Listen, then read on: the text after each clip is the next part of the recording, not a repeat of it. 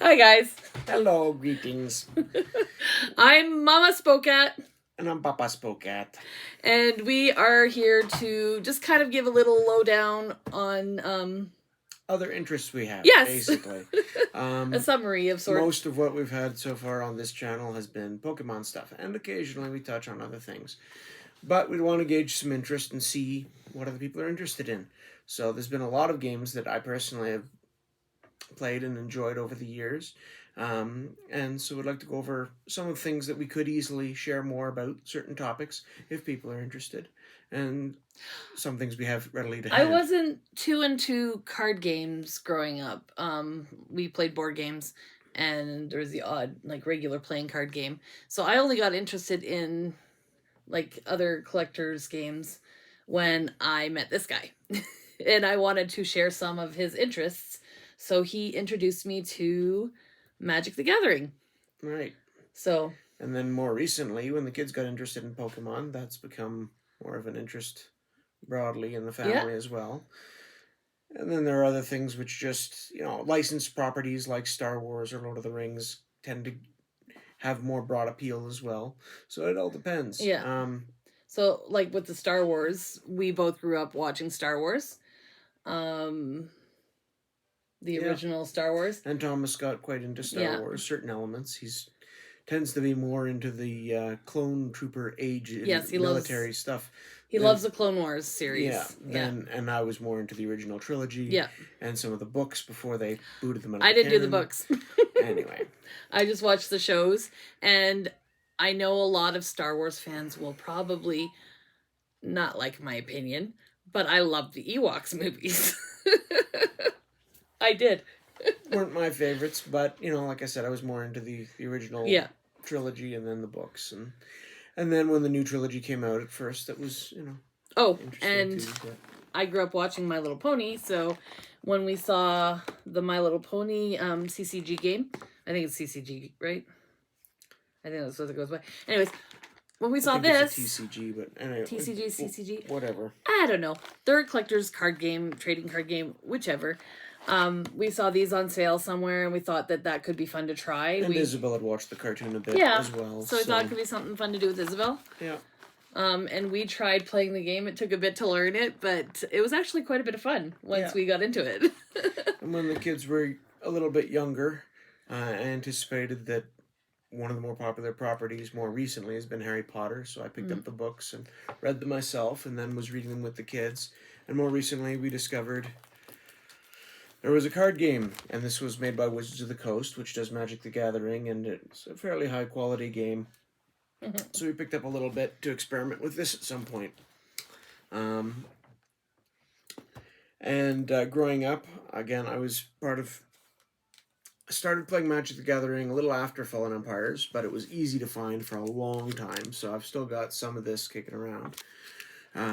We opened other things over the years. Some Italian Legends was particularly fun. Yeah. Back when it was still easier to find than it is today.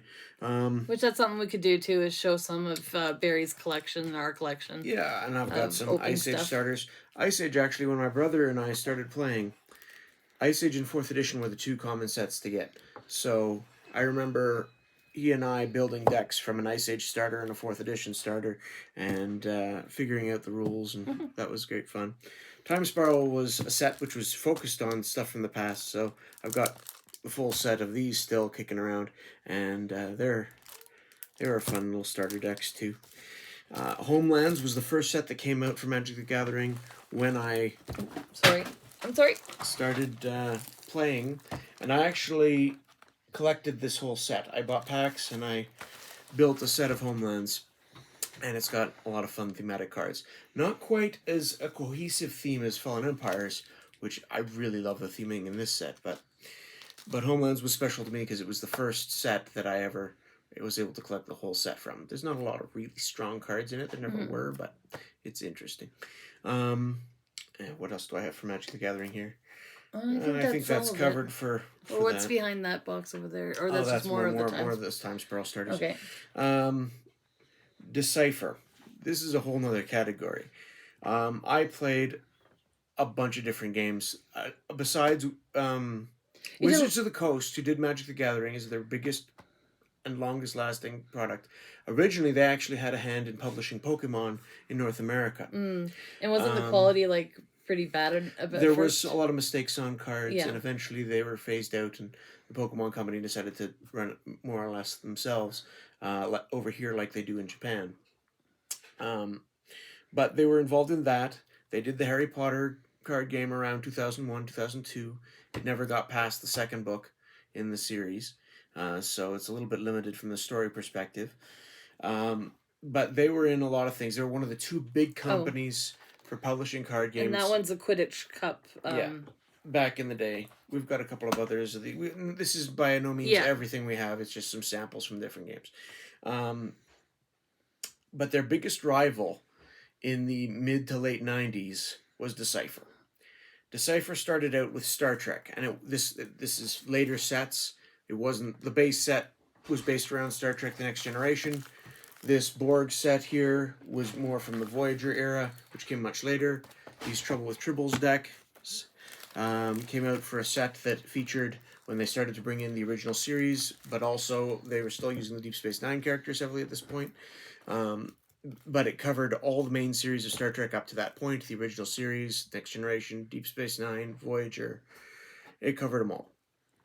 And it was a very fun game. That started in 94. Magic the Gathering started in 93. And then from there, they got a license to Star Wars. And Star Wars, again, started out with sets based off New Hope. The Empire Strikes Back got brought in. The Return of the Jedi sets. This is Death Star 2. And I've got some pre-constructed decks for this. I don't have a lot of sealed product for Star Wars. It's gotten a lot harder to find lately and more expensive. But that was one of their big tentpole products. And for a while, it actually beat on a month-by-month basis in Scry Magazine's reporting and such. The total sales numbers for Magic the Gathering were eclipsed by Star Wars for a time. And Star Trek and Star Wars, for a while, were the big properties. Eventually, Decipher lost the license rights to Star Wars, and Lucasfilm actually gave the rights to Wizards of the Coast, which made its own Star Wars game, which wasn't as good and didn't fare as well, generally speaking, is the opinion. Certainly in sales, it didn't do as well. Anyways, and around that time, luckily for them, they did pick up the license for Lord of the Rings. And so that was the third sort of big tentpole property they had. They had a bunch of other smaller ones too. Mega Man, Austin Powers. And we found a store in the city. If we ever want to get any of those cards, they have some unique. So this was the first set. They made these. This is Fellowship of the Ring. This came out a couple months before the first movie hit theaters. So it was done very hand in hand with the company making the films. Later sets had cards that were made with the company that was helping make the props for the movie. So you got costumes and things that didn't actually get into the movie that were featured on some of these cards. I put together a sample box here, just out of my own interest, with packs from the first. I didn't get any of the Reflection set because it's mostly, at least I thought at the time, Reflections is another whole. Decipher did Reflection sets for a lot of their games, and they did them a little differently over time. Sometimes they had new cards in them, sometimes they didn't. Anyway, so there's... Look, Lucas... And Lucas joins us from time to time as well. You can show one picture, or maybe two. But this is Dad's video. BSK Store 710, whatever that means. Thank you very much. It's bedtime, bud. So, yeah, it's got Fellowship of the Ring, Mines of Moria, Two Towers, Battle of Helm's Deep, Ensa Fangorn. Can I show a pack of Mines of Moria easily? Then we've got Return of the King. Siege of Gondor is in there. I should just pull this whole stack out. You know, we can show a more detailed video later. Yeah. This was a pet hobby of mine, but some of the later sets, after Return of the King, there was Siege of Gondor, there was Mount Doom. Then they sort of had a reset for this game, and you got Shadows, and it didn't go as well as they were hoping. So after Black Rider, things started to get harder to find, and this set started to wane too, and that was when Decipher was on its way out, sadly, by that point. But they were a very popular game company in their day. And so, yeah, lots of stuff I could share about some of this stuff. Yeah. If people are more interested, I'd love to go into more of that too. What else haven't we touched on yet? Animal Crossing? Well, okay, Animal Crossing. This is actually an interesting bridge, because this is Animal Crossing amiibo cards. Another cards, which are sort of used in games. It's sort of a collectible. And it ties in with Animal Crossing Lego, which we do toys. Yeah. But also, we have an interest, some of us in the household at least, in video games. We haven't figured out how to stream or incorporate video games very easily into videos. Yeah. Well, so, for example, I was thinking recently of Splatoon 3, which I've played all 3 of the Splatoons. I got into the Splatoon 1 a little late, was heavily into Splatoon 2 and had friends. We used to do Splatfest together.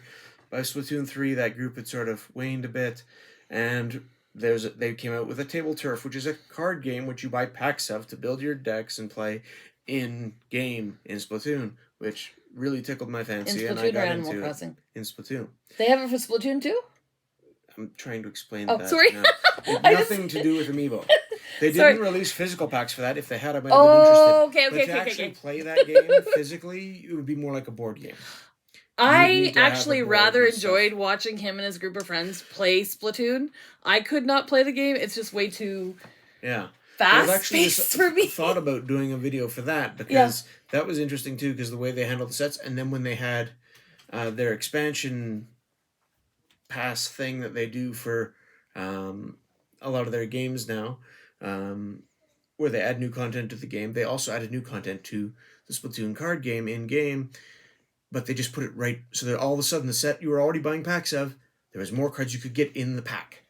It made it very awkward for people who'd already been trying to get all the cards they wanted out of this set, and now there's new cards you can get in the same sets of packs. So that's when I basically stopped getting packs frequently and waited till all the new stuff they were going to dump in there was in there. Then now, if I want to resume, I can, and it makes a little bit more sense to do so. Now that I know what's finally in the set, apparently. So that's another thing. But, video game stuff, toy stuff, card stuff, and a wide breadth of games and cards and different things. We have lots of interests. Especially with our family, too. Yes. But we pretty much just stick to the Switch. And Lucas's sketchbooks and hobbies and lights, and there's lots of variety of content to be had here. We pretty much stick to Switch games, mostly because it's been family-friendly games, and we just didn't want to get into too violent games for our kids. So I mean, I don't know how to stream with the Switch.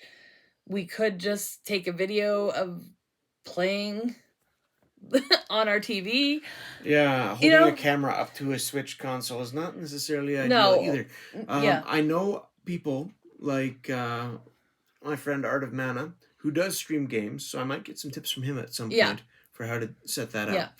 But right now, it's not really so feasible. So basically what we're doing this video for is just, like I said, to give you an idea of what our interests are, and we want to find out what your interests are, and we would like to kind of bridge them together, or even introduce some of our interests to you if you're not familiar with it. Yeah. So let us know what you'd like to see more of. We don't know how our channel's gonna look. Right now, we are getting close to 200 subscribers, and we are so grateful for that, for all of you, for liking and coming back, and it's just so exciting. We didn't have any idea that it was gonna go this way.